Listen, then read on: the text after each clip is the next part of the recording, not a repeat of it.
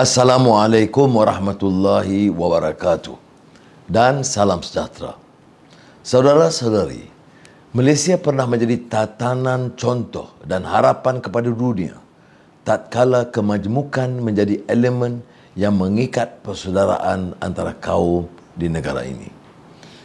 Ada suatu masa kita pernah berbangga dengan sisi ekonomi yang dinamik dan berencam, sekolah dan sistem pendidikan yang unggul, serta masyarakat yang mesra dan peramah. Kita menjadi tarikan para pelabur asing, para pelajar serta pelancong dari seantero dunia. Kita cemerlang di pelbagai sisi dan lapangan, terutamanya di rantau ini, dan diteladani dunia luar sebagai pemangkin harapan dan perubahan. Generasi muda hari ini menyaksikan dimensi negara yang amat berbeza dari yang pernah kita kenal sebelum ini.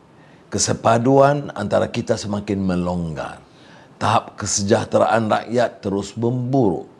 Kedudukan negara di peringkat dunia merudum dan semakin menghilang. Negara tetangga semakin jauh dan jauh di depan di pelbagai bidang.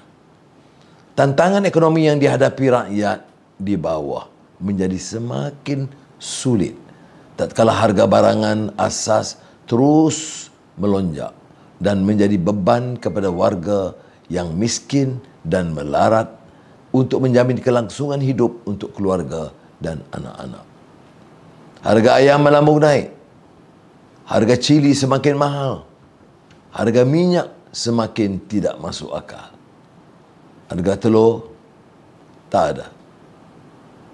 Sekolah zaman hari ini tidak ada kualiti dalam mempersiapkan anak-anak dan generasi akan datang untuk mendepani tantangan semasa. Ramai yang tidak mampu untuk membeli ubat-ubatan. Peniaga kecil menderita dan ramai yang telah kehilangan punca pendapatan.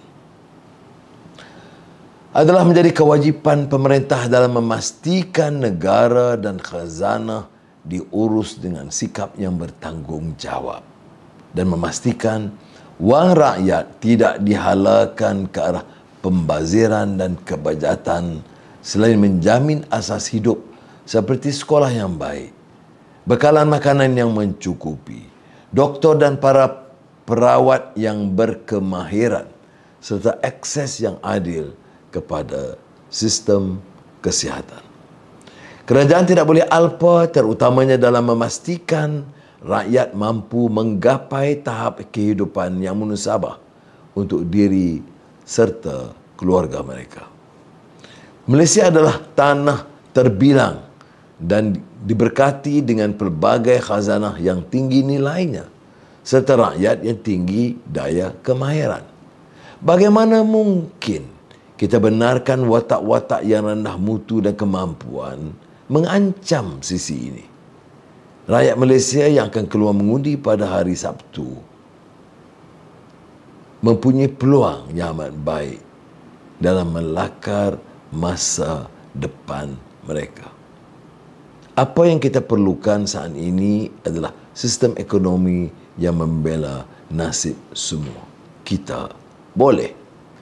Kita amat memerlukan satu kebijakan yang akan mendukung lebih 1.2 juta pengusaha kecil dan usahawan yang menjadi tulang belakang ekonomi dalam melonjakkan negara keluar dari kemelut pandemik.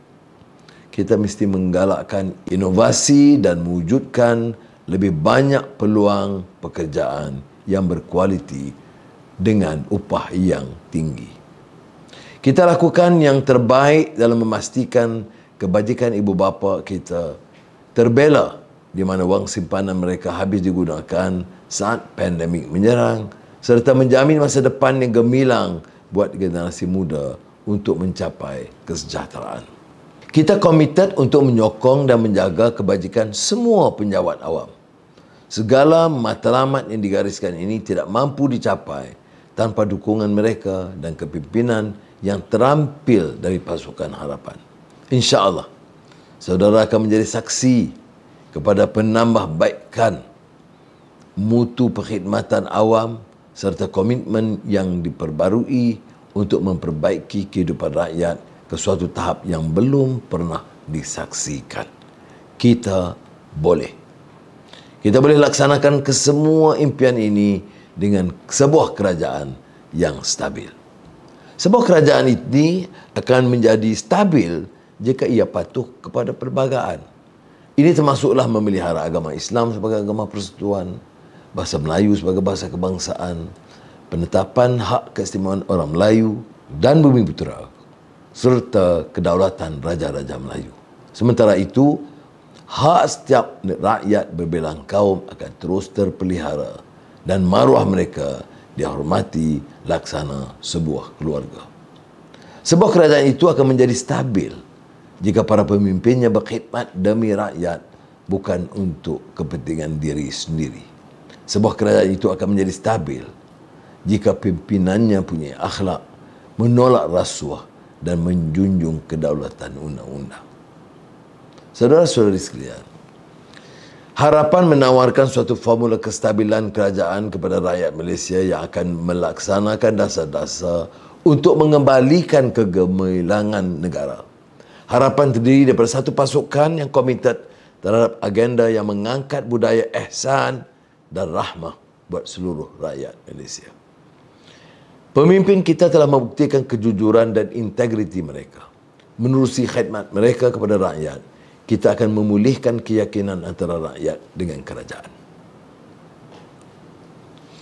Selepas harapan mengambil alih kerajaan, saya tidak sesekali akan mengizinkan bertunasnya kebencian.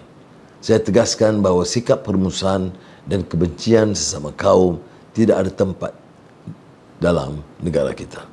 Kita akan merangkul kerjasama semua kaum, Melayu, Cina, India, Iban, Kadazan dan orang asli untuk mencorak masa depan yang lebih sejahtera untuk negara. Inilah caranya untuk menjamin kebajikan setiap rakyat Malaysia dan menzahirkan sikap ihsan, terutama buat mereka yang sedang menghadapi pelbagai ujian dan cabaran.